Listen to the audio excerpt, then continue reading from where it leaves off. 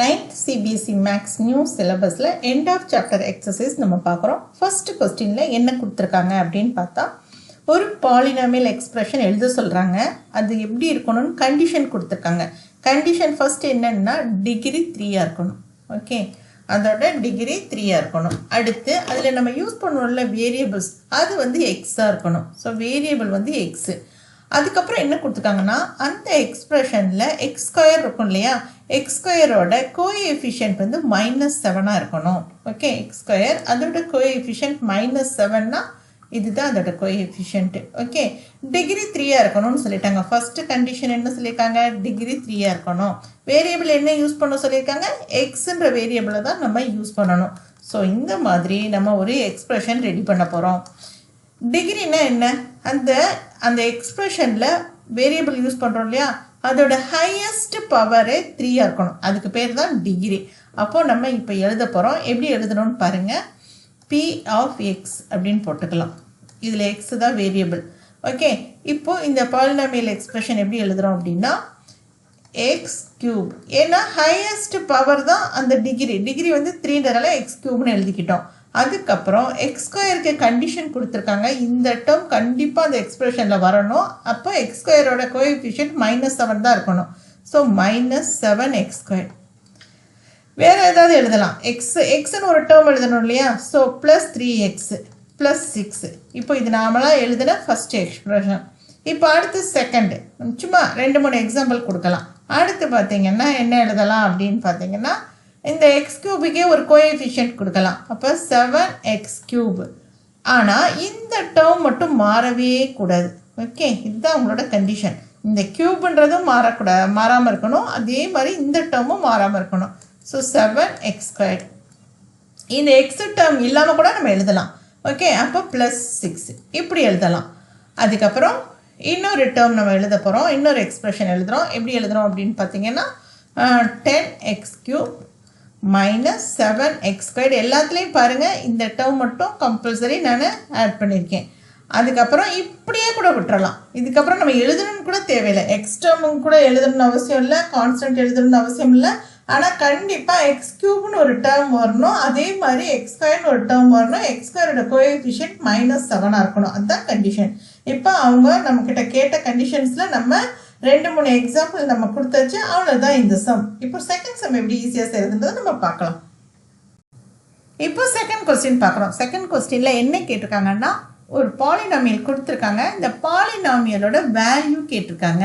So value எப்படி கண்டுபிடிக்கிறது அப்படின்னு பார்த்தீங்கன்னா அதில் இருக்க வேரியபிளுக்கு ஒரு வேல்யூ கொடுத்துருவாங்க.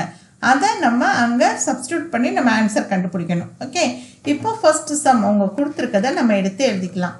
5x² -3x +7. இதுதான் அவங்க கொடுத்துருக்க பாலினாமியல். இந்த பாலினாமியலோட வேல்யூ தான் நம்ம கண்டுபிடிக்க போகிறோம். அதுக்கு அவங்க என்ன கொடுத்துருக்காங்க அப்படின்னா x = 1. அப்போது என்ன அர்த்தம் அப்படின்னா எக்ஸ் இருக்கக்கூடிய இடத்துல எக்ஸை தூக்கிட்டு நம்ம இந்த வேல்யூவை சப்ஸ்டியூட் பண்ணணும். இதுதான் அதோட அர்த்தம். அப்போ பாருங்கள் 5 × 1, எக்ஸ் இருக்க இடத்துல எல்லாம் இந்த வேல்யூவை நீங்கள் சப்ஸ்டியூட் பண்ண போகிறீங்க. ஸோ 1 +7. இப்போ 5 × 1² 1 தான். -3 × 1 அப்படிங்கிறது 3 +7. இப்போ 5 × 1ன்றது 5. 5 - 3 +7. இப்போது இதில் 5 - 3 அதோட ஆன்சர் என்னது 2. அப்போ 2 + 7ஓட வேல்யூ என்னது 9. அப்போ இந்த 9 அப்படிங்கிறது தான் இந்த கொடுத்துருக்க பாலினாமியலோட வேல்யூ. ஓகே, அவ்வளோதான். சப்டிவிஷன் 1 நம்ம செஞ்சிட்டோம். இப்போ சப்டிவிஷன் 2 எப்படி செய்கிறதுன்னு நம்ம பார்க்கலாம். சப்டிவிஷன் 2 பாருங்கள். 4t³ -t² +6. இதில் டீங்கிறது ஏன்னு சொல்லி கொடுத்துட்டாங்க. ஓகே, அப்போ நம்ம என்ன பண்ணணும் அப்படின்னா இப்போ எங்கெல்லாம் டி இருக்கோ அங்கெல்லாம் டீயை தூக்கிட்டு இந்த வேல்யூவை சப்ஸ்டியூட் பண்ணணும். அப்போ எப்படி பண்ணணும்னு பாருங்கள்.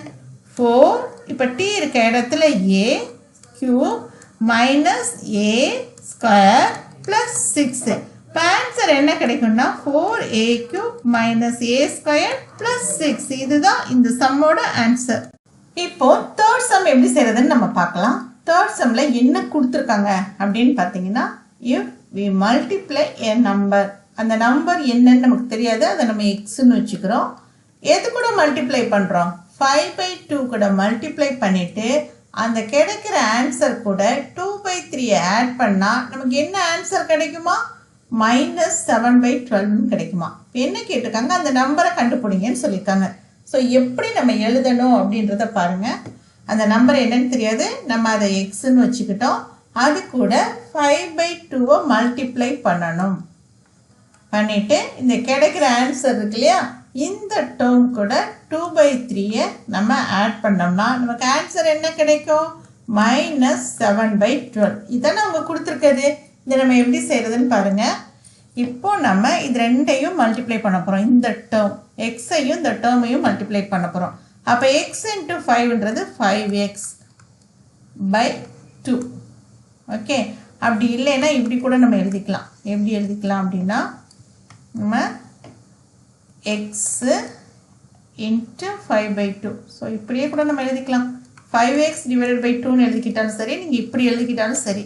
இப்போ நமக்கு இந்த +2/3 இருக்கு இல்லையா, இந்த +2/3 இந்த சைடு வந்தால் என்னவாகும் அப்படின்னா -2/3ன்னு வரும்.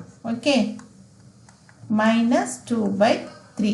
இப்போது இந்த ரெண்டு டேர்முக்கும் நம்ம எல்சிஎம் கண்டுபிடிக்கணும். எப்படி கண்டுபிடிக்கிறது அப்படின்னா, இப்போ -7/12 இருக்குது, இங்கே -2/3 இருக்குது. டினாமினேட்டர் சேம் ஆக்கணும் இல்லையா? டினாமினேட்டர் சேமாக இருந்தால் தான் நம்ம ப்ளஸோ மைனஸோ எதுவுமே பண்ண முடியும். அப்போது இங்கே 12 இருக்குது, இங்கே 3 இருக்குது. இப்போ என்ன பண்ணணும் அப்படின்னா, இந்த டேர்ம் இருக்கு இல்லையா, இந்த டேர்ம் கூட மேலேயும் கீழேயும் 4ஆல் மல்டிப்ளை பண்ணணும். ஏன் அப்படி பண்ணுறோம் அப்படின்னா, இப்போ 4 அடித்து கொடுத்தா 1 வச்சு இந்த டேர்ம் மல்டிப்ளை பண்ணால் 2/3 தான் கிடைக்கும். ஸோ இந்த 2/3யோட வேல்யூ மாற போகிறது கிடையாது. அதனால தான் நம்ம மேலேயும் கீழேயும் சேமாக அதே நம்பரால் நம்ம மல்டிப்ளை பண்ணுறது. ஓகே, சரி, ஏன் நம்ம 4ஆல் மல்டிப்ளை பண்ணுறோம் அப்படின்னா 3 × 4 12ன்னு வந்துடும். அப்போ இது எப்படி கிடைக்கும் அப்படின்னா -7/12 -2/3 2 × 4 இது ரெண்டையும் மல்டிப்ளை பண்ணால் 8. ஓகே, 8/3 × 4ன்றது 12 இப்படி கிடைக்கும்.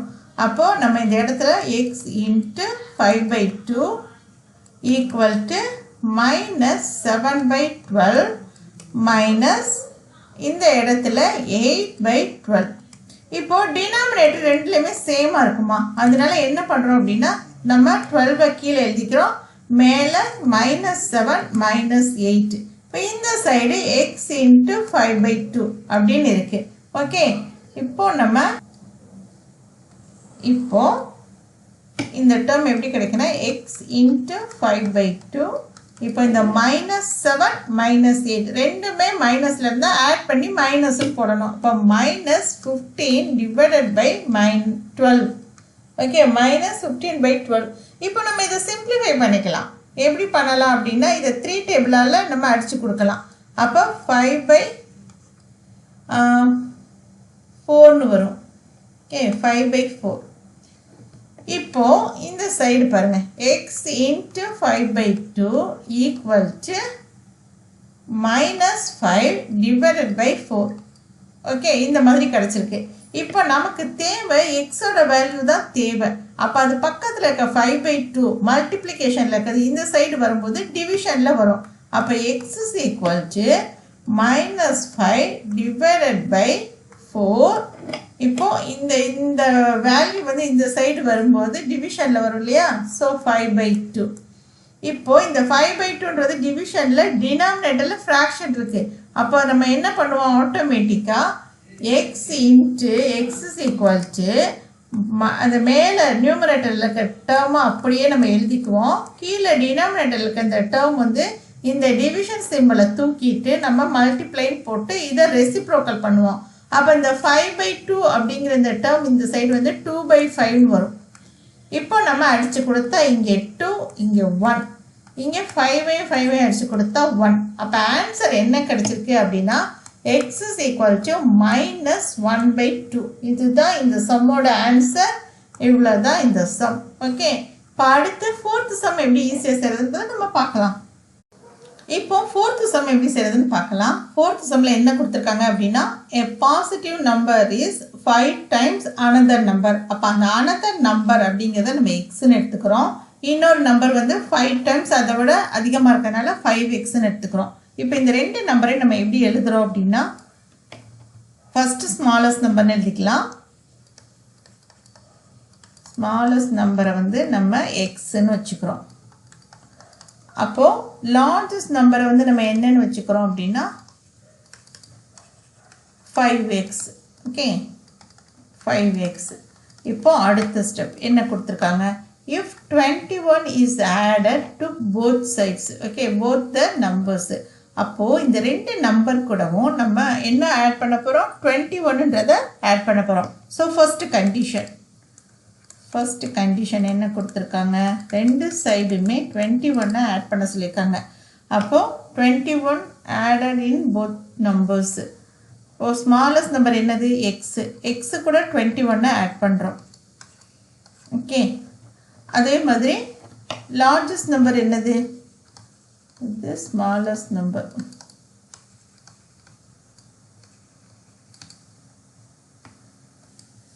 இப்போ 21 வந்து நம்ம ரெண்டு நம்பர் கூடயுமே நம்ம ஆட் பண்ண போகிறோம். ஸோ ஃபர்ஸ்ட் நம்பர் கூட ஆட் பண்ணும்போது x + 21 கிடச்சிருச்சு. ஸோ நம்ம இப்போ செகண்ட் நம்பர் கூட ஆட் பண்ணும்போது என்ன நியூ நம்பர் கிடைக்குது அப்படின்னு பார்க்கலாம். செகண்ட் நியூ நம்பர் என்ன கிடைக்கும் அப்படின்னு பார்த்தீங்கன்னா, இங்கே 5x தானே, அப்போ 5x கூட நம்ம 21 ஆட் பண்ணிட்டோம். இப்போ அவங்க சொன்ன ஃபர்ஸ்ட் கண்டிஷன் முடிஞ்சு. அதுக்கப்புறம் அவங்க என்ன சொல்லியிருக்காங்க அப்படின்னா, நம்ம இப்போ ரெண்டு நம்பர் கிடச்சிருக்கு இல்லையா, இந்த ரெண்டு நம்பரில் ஒரு நம்பர் ட்வைஸ் ஆகும்போது இன்னொரு நம்பர் கிடைக்குது அதுதானே. இப்போ one of the new number becomes twice the other new number அப்படின்னு சொல்லி கேட்டிருக்காங்க. அப்போ இதுக்கு என்ன அர்த்தம் அப்படின்னா, இப்போ இந்த ரெண்டு நம்பரையுமே நம்ம எழுதிக்கலாம். ஓகே, எழுதிட்டோம்னா இப்போ நான் அந்த ரெண்டு நம்பர் புதுசாக கிடச்சிருக்கேன், இந்த ரெண்டு நம்பரையுமே நான் எழுதிக்கிறேன். Okay, 5x + 21 = x + 21. இப்போ அடுத்து என்ன இந்த இடத்துல என்ன கொடுத்துருக்காங்கன்னா, ஒரு நம்பர் வந்து ஒரு நியூ நம்பர் வந்து ட்வைஸ் ஆகும்போது இன்னொரு நம்பர் கிடைக்குதுன்னு சொல்லிட்டாங்க. அப்போது ஃபார் எக்ஸாம்பிளுக்கு இப்போ நான் ரெண்டு நம்பர் எழுதுகிறேன். இப்போ 4 எழுதுகிறேன், = 2ன்னு எழுதுகிறேன். இப்போ எந்த நம்பரை நம்ம ட்வைஸ் பண்ணால் அடுத்த நம்பர் கிடைக்கும்னா, இப்போ இதில் லார்ஜஸ்ட் நம்பர் இது, இது ஸ்மாலஸ்ட் நம்பர் இது. அப்போ இந்த ஸ்மாலஸ்ட் நம்பரை தான் நம்ம ட்வைஸ் பண்ணணும். அப்போ 2ஆல் மல்டிப்ளை பண்ணணும். அப்போ 2ஆல் மல்டிப்ளை பண்ணும்போது நமக்கு இந்த லார்ஜஸ்ட் நம்பர் கிடச்சிரும். ஸோ இதே கான்செப்டை தான் நம்ம இங்கே யூஸ் பண்ண போகிறோம். இப்போ இதில் லார்ஜஸ்ட் நம்பர்ன்றது இது, ஸ்மாலஸ்ட் நம்பர்ன்றது இது. அப்போ என்ன பண்ணுவோம் அப்படின்னா, இந்த ஸ்மாலஸ்ட் நம்பர் கூட நம்ம 2 மல்டிப்ளை பண்ணணும். ட்வைஸ்னால் என்னது, 2 மல்டிப்ளை பண்ணுறது. அப்போ 2 மல்டிப்ளை பண்ணுறோம். இப்போ எங்கே மல்டிப்ளை பண்ணுறோன்றது புரியுதா, அவங்க எங்கே பண்ணணும்லாம் கொடுக்கல. ரெண்டு நியூ நம்பர் கிடைக்கும், அந்த ரெண்டு நியூ நம்பரில் ஒரு நியூ நம்பரை நம்ம ட்வைஸ் பண்ணும்போது அடுத்த நம்பர் கிடைக்கும்னு சொல்லியிருக்காங்க. ஸோ அப்போ நம்ம என்ன பண்ணணுன்றதை இப்போ நம்ம புரிஞ்சுக்கிட்டோம். ஸோ இப்போ இது அடுத்த ஸ்டெப் பாருங்கள். 5x + 21 = இப்போ 2 × xன்றது 2x ப்ளஸ் 2 × 21 அப்படின்னா 42 கிடைக்கிது. இப்போது நமக்கு தேவை எக்ஸ், அந்த நம்பர் தான் கண்டுபிடிக்க போகிறோம். இப்போ எக்ஸ் டேர்ம் எல்லாம் ஒரு சைடு கொண்டு வரோம். இப்போ 5x எழுதிக்கிறேன். இப்போ இந்த 2x இந்த சைடு வரும்போது ப்ளஸ் 2x இந்த ஈக்குவலுக்கு இந்த சைடு வரும்போது -2xன்னு வரும். இப்போ இந்த ப்ளஸ் 21 இந்த சைடு வரும்போது -21ன்னு வரும். அப்போ 42 - 21. இப்போது 5xலேருந்து 2x போயிடுச்சுன்னா ஆன்சர் 3x. இப்போ இந்த 42ல் 21 போயிடுச்சுன்னா 21. இப்போ நமக்கு என்ன தேவை, எக்ஸு தான் தேவை. அப்போ எக்ஸு கூட மல்டிப்ளிகேஷனில் இருக்க 3 இந்த சைடு வரும்போது என்ன ஆகும், டிவிஷனில் வரும். அப்போ × 1/3. இப்போ நம்ம அடித்து கொடுக்கலாம். அடித்து கொடுத்தா x = 7 கிடச்சிருக்கு. அப்போ ஸ்மாலஸ்ட் நம்பர் என்ன கிடச்சிருக்கு, 7. ஓகே, இப்போ நம்ம லார்ஜஸ்ட் நம்பர் பார்க்கலாம். ஸ்மாலஸ்ட் நம்பர் 7, எக்ஸ், அதுதான் நம்ம எக்ஸ்ன்னு எடுத்திருக்கோம். ஸோ அது வந்து 7 கிடச்சிருக்கு. இப்போ லார்ஜஸ்ட் நம்பர் என்னன்னு எடுத்திருக்கோம், 5xன்னு எடுத்திருக்கோம். அப்போது 5 × 7 = 35. இதுதான் இந்த சம்மோட ஆன்சர். இவ்வளோ தான் இந்த சம். நீ அடுத்து 5th சம் எப்படி செய்கிறதுன்னு நம்ம பார்க்கலாம். இப்போது 5th கொஸ்டின் எப்படி செய்கிறதுன்றதை நம்ம பார்க்கலாம். 5th கொஸ்டினில் என்ன கொடுத்துருக்காங்க அப்படின்னா, ஒருத்தவங்க இனிஷியலாக அவங்கக்கிட்ட 800 rupees இருக்குது. ஒவ்வொரு மாதமும் 250 rupees வந்து சேவ் பண்ணுறாங்க. அப்போ என்ன கேட்டிருக்காங்கன்னா, ஆஃப்டர் 6 months அவங்க கையில் எவ்வளோ பணம் இருக்கும், ஆஃப்டர் 2 years அவங்க கையில் எவ்வளோ பணம் இருக்கும், இதுதான் கொஸ்டின். ஓகே, இப்போ நம்ம எழுத ஆரம்பிச்சிடலாம். ஃபஸ்ட்டு இனிஷியலாக அவங்ககிட்ட இருக்கக்கூடிய அமௌண்ட் எவ்வளவு? Initial amount is equal to rupees 800. Okay, இதுதான் இனிஷியலாக அவங்ககிட்ட இருக்கக்கூடிய அமௌண்ட்டு. சேவிங்ஸ் per month எவ்வளோ சேர்க்குறாங்க அப்படின்னா 250 is equal to rupees 250. இப்போ என்ன கேட்டிருக்காங்க அப்படின்னா இதுக்கு ஒரு லீனியர் பேட்டர்ன் நம்ம கொடுத்துடலாமா? லீனியர் பேட்டர்ன் என்ன கிடைக்கும் அப்படின்னா இப்போது இனிஷியலாக அவங்ககிட்ட இருக்கக்கூடிய அமௌண்ட்டு 800, ஒவ்வொரு மாதமும் 250 அவங்கக்கிட்ட சேவ் பண்ணுறாங்க. அப்போது ப்ளஸ் 250 ஃபஸ்ட்டு மந்த்து. இது வந்து இனிஷியல்னும் போது 0 மந்த்துன்னு கூட நம்ம வச்சுக்கலாம். ஃபஸ்ட்டு மந்த் எண்டில் அவங்கக்கிட்ட எவ்வளோ பணம் இருக்கும் அப்படின்னா இது ரெண்டையும் நம்ம ஆட் பண்ணால் என்ன கிடைக்கும்? அதுதான் அவங்கக்கிட்ட இருக்கக்கூடியது. ஸோ என்ன கிடைக்கும் அப்படின்னா 1050 கிடைக்கும். ஸோ செகண்ட் மந்த் எண்டில் அவங்கக்கிட்ட எவ்வளோ பணம் இருக்குன்னா ஃபஸ்ட்டு மந்த் எண்டில் இருக்கக்கூடிய 250 ப்ளஸ் அடுத்த மாதம் அதுக்கு அடுத்த மாதம்னும் போது 250. இப்போ 250 ப்ளஸ் 250 இதை நம்ம எப்படி எழுதலாம் அப்படின்னு பார்த்தீங்கன்னா 250 into 2 அப்படின்னு சொல்லி போடலாம். ஓகே, 250 into 2 எப்போது? Second month. அப்போது இந்த மந்த்து வேரி ஆகும்போது இந்த டோட்டல் அமௌண்ட்டும் வேரி ஆகும். ஓகே, மந்த் வந்து அதிகமாக நமக்கு அமௌண்ட்டும் அதிகமாகிக்கிட்டே இருக்கும். ஸோ இது என்னன்னு சொல்லுவோம்னா லீனியர் வேரியேஷன் சொல்லுவோம். ஸோ லீனியர் பேட்டர்ன் வந்து நம்ம எப்படி கொடுக்க போகிறோம் அப்படின்னா லீனியர் பேட்டர்ன்றது ஃபஸ்ட்டு ஒய் ஈக்குவல் டு ஒய்ன்றது டோட்டல் அமௌண்ட்டு. ஓகே, அப்போ y is equal to 800 plus 250 into x, அதாவது மந்த் எவ்வளோ மந்த்தோ அதுக்கு தகுந்த மாதிரி வேரி ஆகும்.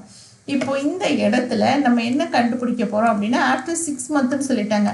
அப்போ 250 இந்த மந்த் இருக்கு இல்லையா, இதுக்கு பதில் இந்த 2 மந்த்ஸ்ன்றதுக்கு பதில் நம்ம 6ன்னு போட போகிறோம். ஸோ 6ஐ வச்சு இதை நம்ம மல்டிப்ளை பண்ணணும். மல்டிப்ளை பண்ணால் நமக்கு என்ன கிடைக்கும் அப்படின்னு பார்த்தீங்கன்னா 25 இன்ட்டு 6ன்னா நமக்கு என்ன கிடைக்கும்? 150 கிடைக்கும். அப்போ அது கூட ஒரு 0.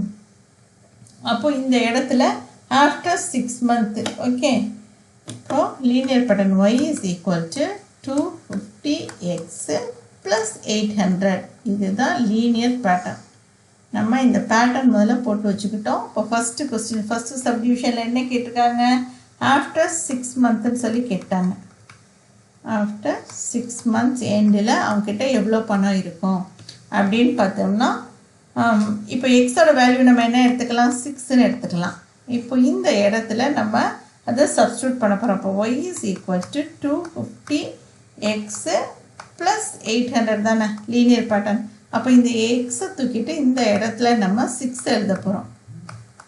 அப்போ ப்ளஸ் 800. ஓகே, இப்போ இது ரெண்டையும் மல்டிப்ளை பண்ணும்போது நமக்கு என்ன கிடச்சிருக்கு அப்படின்னா 1500 ப்ளஸ் 800.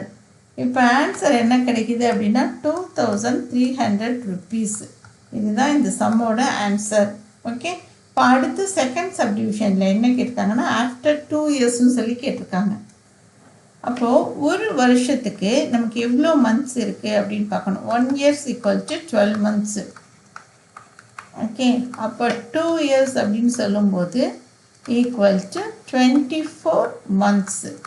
இப்போ இந்த லீனியர் பேட்டர்னில் நம்ம இதை சப்ஸ்டியூட் பண்ண போகிறோம். ஸோ அப்போ ஆஃப்டர் 2 years என்ன கிடைக்கும் அப்படின்னா லீனியர் பேட்டர்ன் என்னது? y is equal to 250x plus 800. இதெல்லாம் நம்ம கண்டுபிடிச்சி வச்சுருக்கிறது. இப்போ எக்ஸ் இருக்கிற இடத்துல எக்ஸை தூக்கிட்டு அதுக்கு பதில் நம்ம இந்த இடத்துல நம்ம 24ஐ சப்ஸ்டியூட் பண்ணணும். ப்ளஸ் 800.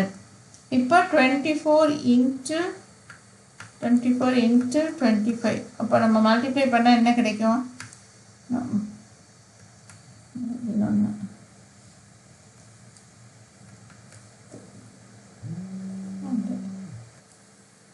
இப்போ இதை மல்டிப்ளை பண்ணும்போது நமக்கு என்ன கிடச்சிருக்கு அப்படின்னா இதை 6000 சொல்லி கிடச்சிருக்கு ப்ளஸ் 800. அப்போ ஆன்சர் என்ன அப்படின்னு கேட்டிங்கன்னா 6800 ருபீஸ். இதுதான் ஆஃப்டர் 2 years.